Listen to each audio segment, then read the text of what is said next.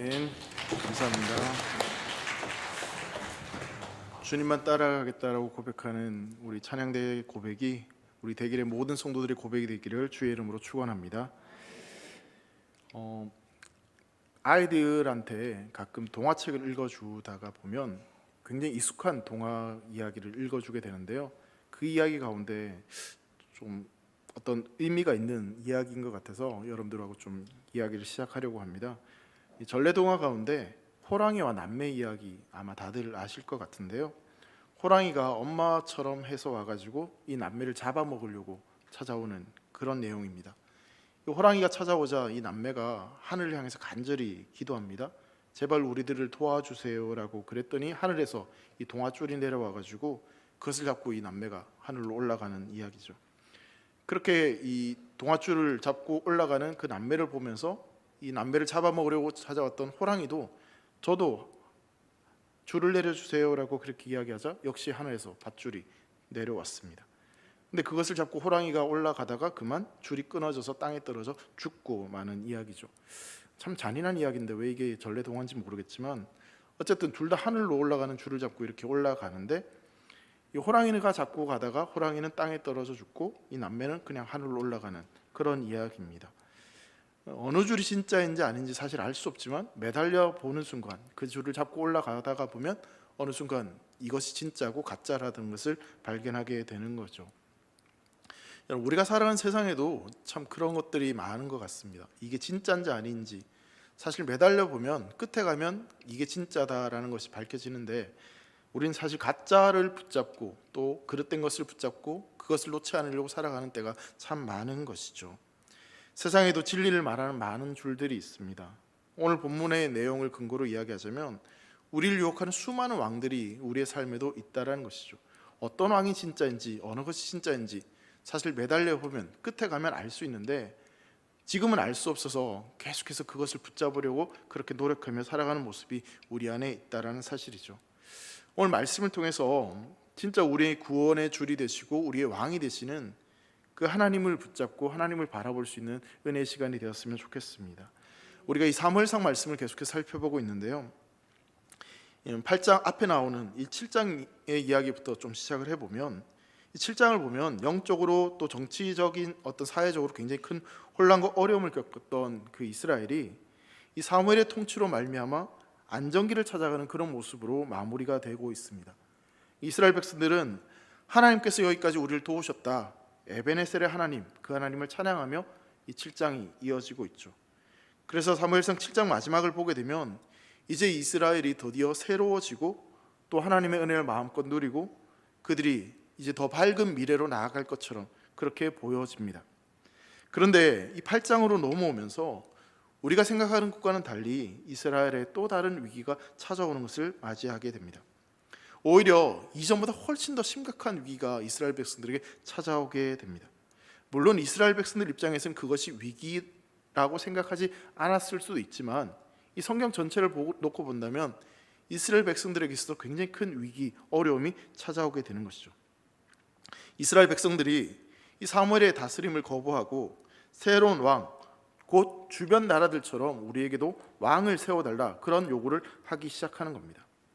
사무엘하 8장 5절을 말씀 보면요, 그에게 이르되 보소서 당신은 늙고 당신의 아들들은 당신의 행위를 따르지 아니하니 모든 나라와 같이 우리에게 왕을 세워 우리를 다스리게 하소서 한지라라고 말씀하고 있습니다.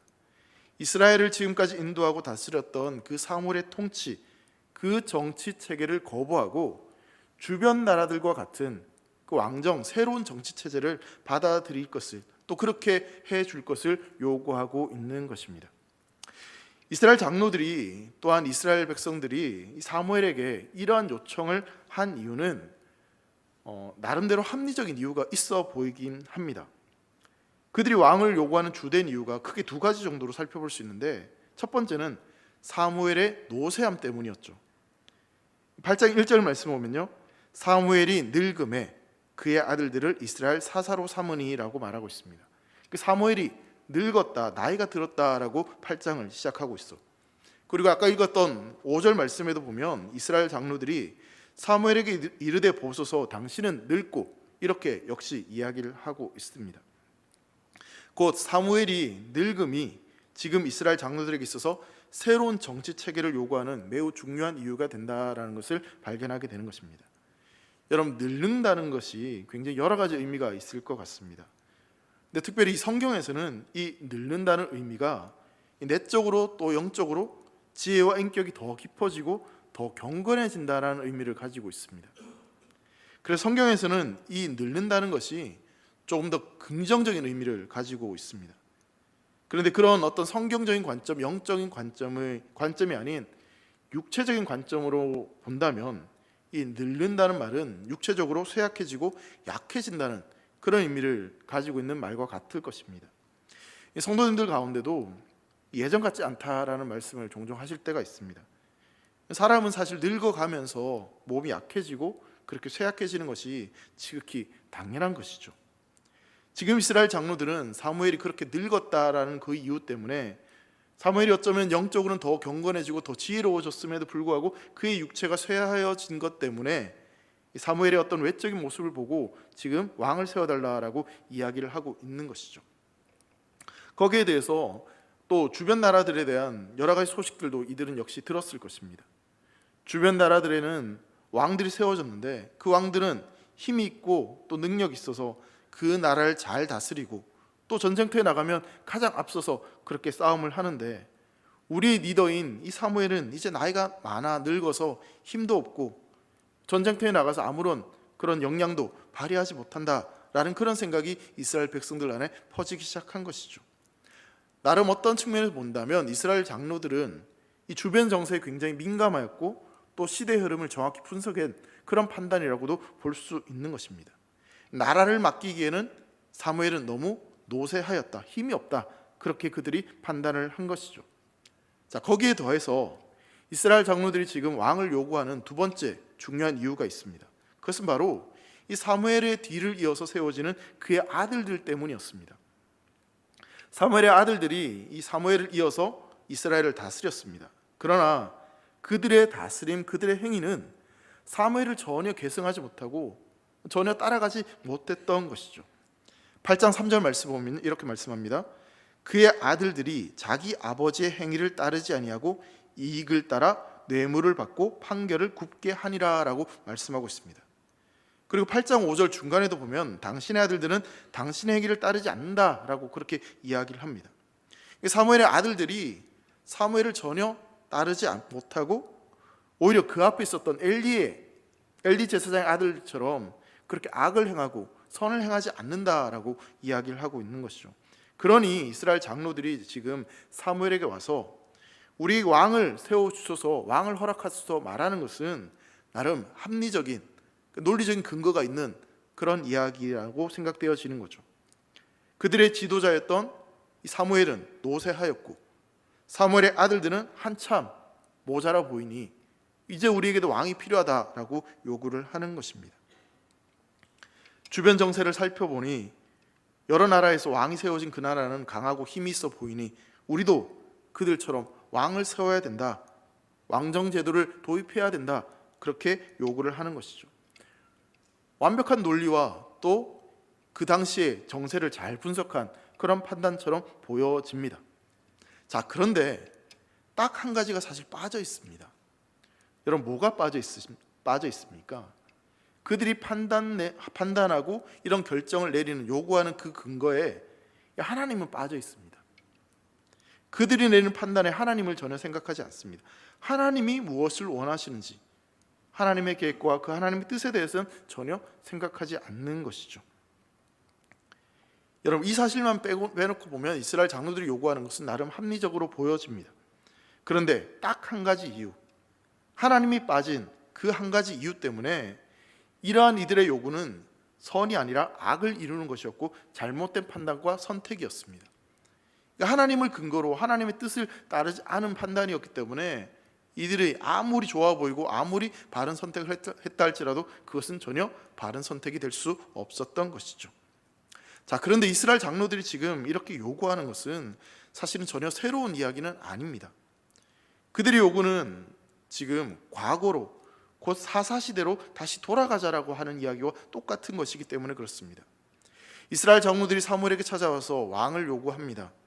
우리에게 왕을 좀 세워달라. 여러분, 그런데 이들의 요구는 사실 새로운 왕을 요구하는 것은 전혀 아닙니다. 왕을 세워달라고 하는 이 이스라엘 백성들, 이스라엘 장로들의 요구의 실상은 그들을 이미 통치하고 다스리고 계시는 영원하고 참된 왕이신 그 하나님을 거부하는 것과 똑같은 말이기 때문에 그렇습니다. 여러분, 왕이 없는 게 아닙니다. 하나님이 이스라엘 백성들을 다스리고 계셨고 지금도 하나님이 왕이십니다. 그런데 이스라엘 장로들은 그들의 왕인 하나님을 지금 거부하고 새로운 왕을 세워달라고 말하고 있는 것이죠. 곧 왕이 없어 각자 자기 소견에 오른 대로 그렇게 살았던, 자기가 자기 자신의 왕이 되어서 살았던 그 사사시대로 다시 돌아가고자 그렇게 요구를 하고 있는 것입니다. 하나님을 버리고 죄로 돌아가려고 하는 이스라엘의 영원하고 참된 왕이신 그 하나님의 통치를 거부하고 내가 나의 왕이 되어서 내 뜻대로 내 맘대로 그렇게 살 수 있는 그런 시대로 돌아가고 싶은 그런 마음이 이들 마음속에, 그 내면 속에 숨겨져 있는 것이죠. 여러분, 혹시 탄성이란 말을 한번 들어보셨습니까? 탄성. 소리해서 이런 탄성 말고요, 고무줄을 쭉 내리다가 고무줄을 딱 놓으면 어떻게 됩니까? 원래 상태로 돌아가려고 하는 그 성질 있죠. 이걸 탄성이라고 이야기를 하는데요, 외부의 힘이 가해질 때 이 변형되었던 물체가 그 힘이 사라지고 난 뒤 원래 상태로 되돌아가려고 하는 그 성질을 이 탄성이라고 그렇게 이야기합니다. 여러분, 이 탄성이란 단어처럼 사람들에게는요 죄의 탄성이 있습니다. 하지 말라고 하면 여러분 어떤 마음이 드십니까? 하지마 그러면 더 하고 싶은 마음이 생기기 마련입니다. 하나님께서 힘을 가하셔서, 하나님께서 은혜를 주셔서 우리가 변화되고 우리가 달라졌는데, 근데 그 힘이 사라지면 다시 옛날 모습으로 똑같이 돌아가는 모습들이 우리에겐 종종 발견되어집니다. 이스라엘 백성들도 마찬가지인 것이죠. 그 은혜를 놓쳐버리니, 하나님을 놓쳐버리니 다시 그 죄의 자리로 돌아가려고 하는 그 죄의 탄성이 지금 이스라엘 백성들 가운데 나타나게 되는 것입니다. 여러분, 오늘 보면 11절부터 17절까지 말씀을 보면요, 사무엘은 분명히 왕이 생기면 너에게 이런 어려움들이 찾아오게 될 거야 라고 분명히 경고하고 있습니다. 자, 그런데도 왕을 세워달라고 요구하는 거죠. 11절부터 17절까지 말씀을 한번 보시면요, 중간중간만 제가 한번 읽어드리겠습니다.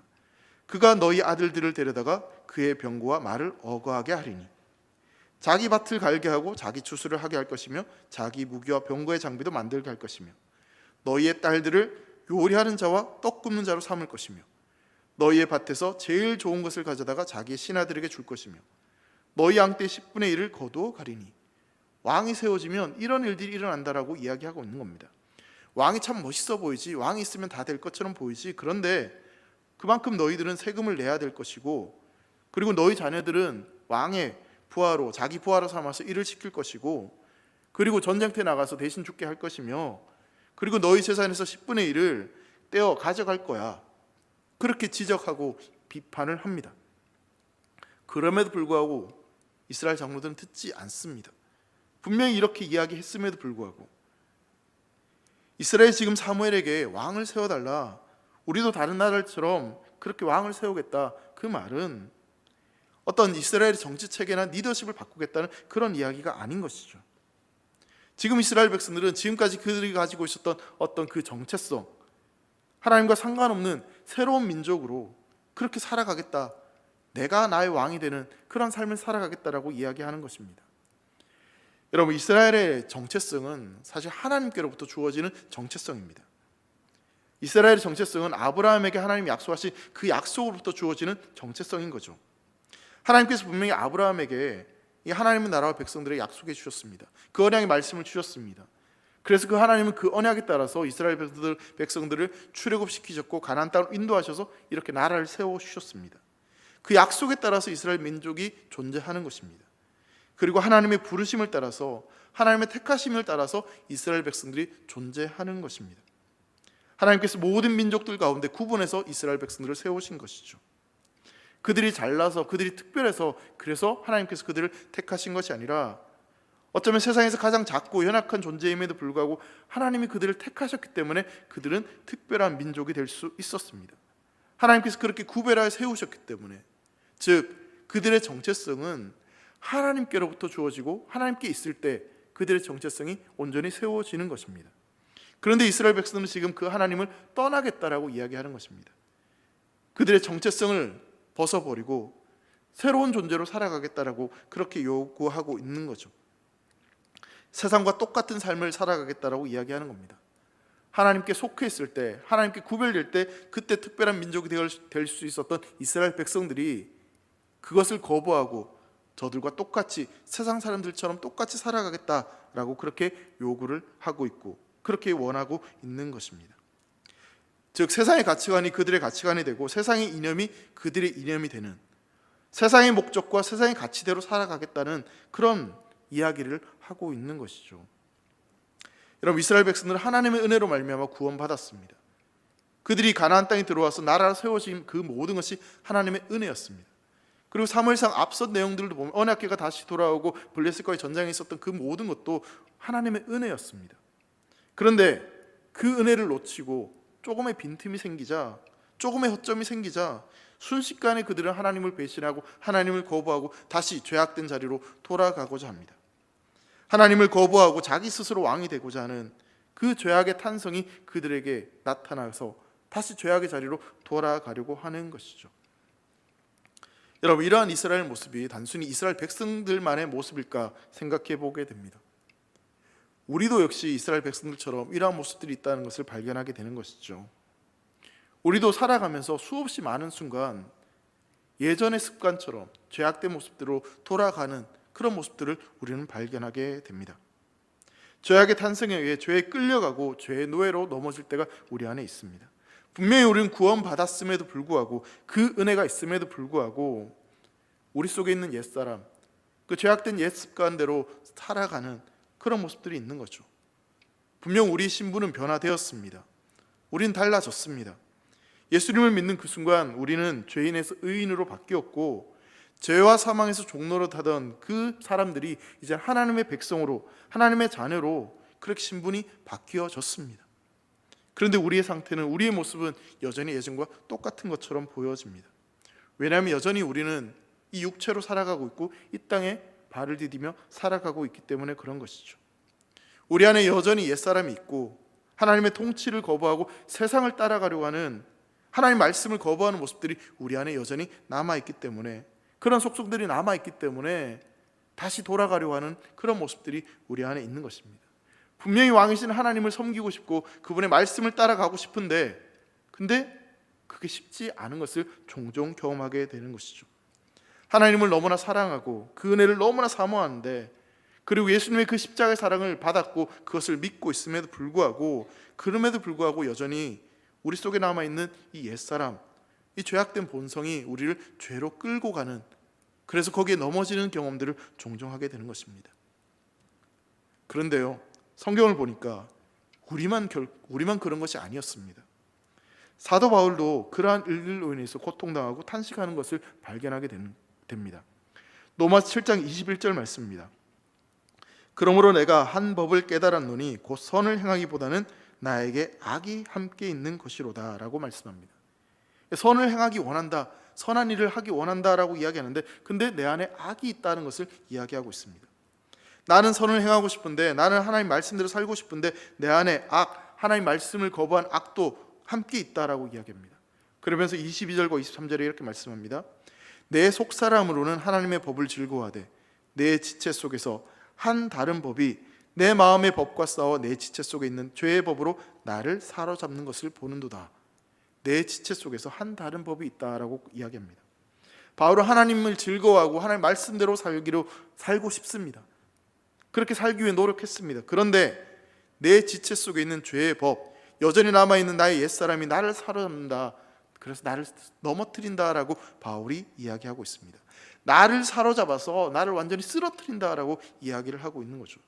그래서 여러분, 바울이 어떻게 탄식하냐면요, 로마서 7장 24절 말씀 보면 이렇게 탄식합니다. 오호라, 나는 곤고한 사람이로다. 이 사망의 몸에서 누가 나를 건져내냐, 이렇게 탄식하고 있습니다. 그러면서 바울이 마지막에 이런 고백을 합니다. 여러분 25절 말씀을 한번 같이 읽겠습니다. 시작. 우리 주 예수 그리스도로 말미암아 하나님께 감사하리로다. 그런즉 내 자신이 마음으로는 하나님의 법을, 육신으로는 죄의 법을 섬기노라. 바울도 역시 이렇게 탄식을 했습니다. 선을 행하고 싶은데, 말씀대로 살고 싶은데 그것이 결코 쉽지 않다는 것을, 그래서 너무나 고통스럽다는 것을 이야기하고 있는 것이죠. 사랑하는 성도 여러분, 바울의 이런 고백처럼 우리 안에 있는 이 죄악이 우리를 넘어뜨리고 우리를 쓰러지게 하는 경우들을 우린 종종 경험할 때가 있습니다.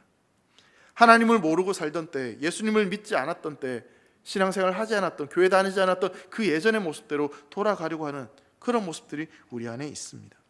여전히 우리가 육체를 가지고 살아가기 때문에, 이 땅에 살아가고 있기에 이 옛사람의 본성으로 말미암아 그 죄악으로 돌아가고 싶은 그런 우리의 본성들, 연약함들이 우리 안에 있다는 사실입니다. 그것이 너무나 당연한 것이고 또 결코 이상한 것이 아니라는 것이죠. 그런데 여러분, 그것이 당연하고 이상한 일이 아니라 할지라도 그냥 그렇게 내버려 둔 채 우린 그렇게 살아갈 수는 없는 존재입니다. 더욱이 성도라면, 그리스도인이라면 그것을 거부하고 싸워서 다시 바르게 살려고, 선을 행하려고 하는 노력들이 우리 안에 반드시 필요합니다. 그렇게 바울도 계속 탄식하고 계속 울부짖으면서 안타까워하면서 바르게 살려고, 선을 행하려고 그렇게 애쓰고 노력하며 살았던 것이죠. 또다시 나를 쓰러뜨리려고 하는 그 죄악에 저항해서 믿음으로 살고자 결단하며 싸워나가는 노력이 우리에게 필요하다는 사실입니다. 그렇다면 여러분, 그 싸움을 어떻게 우리가 이길 수 있겠습니까? 다시 예전 모습으로 돌아가지 않고 하나님 백성다운 모습으로 정말 왕이신 그 하나님을 어떻게 바로 섬기며 살아갈 수 있겠습니까? 여러분, 아이들과 놀이동산이나 사람 많은 곳을 가게 되면요, 아이한테 꼭 이렇게 이야기합니다. 엄마 손 꼭 잡아, 아빠 손 꼭 잡아, 손 놓치면 큰일 나 라고 이야기합니다. 자, 그럼 아이들이 그 손을 계속 꼭 잡고 있을까요? 없을까요? 처음에는 손을 꼭 이렇게 잡고 있다가 어느 순간 그 손을 놓칠 때가 있어요. 첫 번째로 놓치는 이유는 아이가 힘이 없기 때문에, 그 손을 잡는 그 힘이 없기 때문에 놓칠 때가 있죠. 사람이 너무 많게 되면 이리 밀리고 저리 밀리고 그러다 보면 그 조그만 손이 너무 힘이 없어서 그 엄마 손을 놓치고 아빠 손을 놓칠 때가 있습니다. 힘이 없어서 그 손을 놓칠 때가 있는 거죠. 또 다른 경우는 어떤 경우냐면, 너무나 재미있는 놀이기구를 발견했을 때, 눈앞에 너무나 먹고 싶은 것을 발견했을 때 아이는 손을 놓고 무작정 거기로 달려갑니다. 자, 그렇다면 여러분, 이렇게 아이가 손을 놓을 때 그 아이의 손을 놓지 않고 아이를 잃어버리지 않기 위해서 그럼 어떻게 해야 되겠습니까? 그 손을 어른이 더 꽉 잡으면 되겠죠. 아이는 힘이 없어서 손을 놓치고, 아이는 자기도 모르게 아빠 손을 놓친다 할지라도 그 손을 잡고 있는 아빠가, 엄마가 그 손을 더 꽉 잡고 있으면 그 손은 놓치지 않을 것입니다. 사랑하는 성도 여러분, 주님이 우리를 그렇게 꽉 붙잡고 계심을 믿으시기 바랍니다. 우린 넘어질 수 있습니다. 우린 쓰러질 수 있습니다. 그런데요, 예수님이 우리의 손을 붙잡고 계시기 때문에 우린 결코 넘어지지 않습니다. 우리의 손은 그렇게 힘이 있는 손이 아닙니다. 우리의 손은 그렇게 신신한 손이 아닙니다. 우린 그렇게 강한 존재들이 아닙니다. 매 순간순간 넘어지고 그 죄악으로 돌아가고 싶은 그런 연약함들이 우리 안에 있습니다. 그런데요, 우리가 다시 돌아가지 않고 계속해서 앞으로 나아갈 수 있는 이유는 예수님이, 우리 주님이 우리를 붙잡고 계시기 때문입니다. 우리가 아무리 예수님의 손을 붙잡으려고 해도 우린 그 손을 놓칠 때가 있는데, 근데 우리 예수님은 우리의 손을 결코 놓지 않으십니다. 우리는 주님의 손을 놓아도 주님은 우리의 손을 놓지 않으십니다. 또 다시 죄악된 길로, 죄로 끌어가려고 하는 그 죄악의 손보다, 마귀의 손보다 더 강한 예수님의 그 피 묻은 손이 우리를 꽉 붙잡고 계시기에 우리는 결코 뒤로 물러서지 않고 계속해서 앞으로 나아갈 수 있는 존재임을 믿으시기 바랍니다. 우리의 왕이신 그 예수님이 나를 붙잡고 계시기에, 주님께서 내 손을 놓지 않으시기에 우리는 그 죄와 맞서 싸울 수 있고 결국은 승리하게 될 줄 믿습니다. 우리를 잡아 끄는 그 죄악의 손을 뿌리치고 나보다 먼저 내 손을 꽉 붙잡고 계시는 절대로 나를 놓지 않으시는 그 주님의 피 묻은 손을 바라보고 그 손을 붙잡는 저와 여러분 되시기를 간절히 소망합니다. 여러분, 이스라엘 장로들은요, 지금 겉으로 드러나는 외적으로 나타나는 모습들만 보고 판단을 합니다. 사무엘이 늙었습니다. 그리고 그 아들들이 세워졌는데 제 역할을 하지 못하고 있습니다. 그리고 주변 나라들을 보니 왕으로 세워진 그 나라들은 더 힘이 있어 보이고 전쟁터에 나가면 백전백승하는 것처럼 보여집니다. 그래서 자기들에게는 왕이 없어서 이렇게 약하다, 왕이 없어서 우리는 이렇게 무능력하다라고 이야기합니다. 마치 오늘날 사람들이 돈이 없어 문제고 배경이 없어 문제라고 생각하는 것처럼 왕이 없어서 우리에게 문제다라고 이야기를 하고 있는 거죠. 그런데 진짜 문제는요, 세상처럼 그들을 다스리는 왕이 없어서가 아니라 하나님을 왕으로 섬기지 않기 때문에, 진짜 왕이신 그 하나님을 붙잡지 않기 때문에, 그래서 그들이 넘어지는 겁니다. 눈에 보이지 않으니 하나님이 안 계신 줄 생각하고 우리를 붙잡고 계시는 그 하나님의 손을 믿지 못하기 때문에, 그러니 그들이 넘어지고 실패하는 것입니다. 여러분, 세상은 돈이 있으면, 좋은 직장에 가면, 자녀들이 좋은 대학에 들어가고 취직을 하면, 명예를 얻으면, 그러면 성공하고 잘 될 것처럼 이야기를 합니다. 그런 것들이 나를 더 행복하게 하고 내 인생을 더 멋지게 살아가게 해줄 것처럼 생각을 합니다. 그런데 여러분, 결국 매달려 보면, 끝에 가보면 그건 썩은 동아줄과 똑같습니다. 결국엔 끊어집니다. 이스라엘 백성들이 왕을 달라고 요구합니다. 왕이신 하나님을 거부합니다. 하지만 여러분, 하나님은 그들을 포기하지 않으십니다. 하나님은 오히려 더 강하게 그들을 붙잡으십니다. 그래서 결국 하나님은 2000년 전 진정한 왕 예수 그리스도를 우리에게 보내주셨습니다. 왕중의 왕이시며 이 세상을 다스리시고 구원하실 그 유일하신 예수님을 보내주셔서 그 예수님을 통해서 결국 그 구원을 이루셨습니다. 사랑하는 성도 여러분, 우리의 진정한 왕이신 예수님을 바라보고 그 예수님을 따라가는 사랑하는 대길의 성도들 되시기를 간절히 소망합니다. 우리의 힘으로, 우리의 노력으로 이 죄를 이긴다는 것은 불가능합니다. 노력해봐야 결국 쓰러지고 실패하는 것은 우리 몫입니다. 그렇게 여러분, 예수님을 붙잡고 진짜 우리의 왕이신 그 예수님을 바라보고 살아가는 사람이 진정한 승리를 경험하고 복된 인생인 줄 믿으시기 바랍니다. 주님께서는 우리를 붙잡으셔서 그 은혜의 자리로 우리를 다시 이끌어 주실 것입니다. 예수님의 그 은혜가 우리를 회복시키고 우리의 생명을 살릴 수 있습니다. 로마서 8장 39절에 보면요, 바울이 이런 고백을 하고 있습니다. 한번 같이 읽겠습니다. 시작. 높음이나 깊음이나 다른 어떤 피조물이라도 우리 주 예수 그리스도 예수 안에 있는 하나님의 사랑에서 끊을 수 없느니라. 사랑하는 성도 여러분, 우리가 이 땅에 좋아 보이는 건강, 물질, 직장, 그럼 사업이라는 이 모든 것은요, 언젠가는 뚝뚝뚝 끊어지게 되어 있습니다. 아무리 그것을 붙잡고 올라가려고 발버둥을 쳐도 끝까지 올라갈 수 없습니다. 그런데요, 딱 하나의 줄만큼은 끊어지지 않습니다. 그것이 바로 무엇입니까?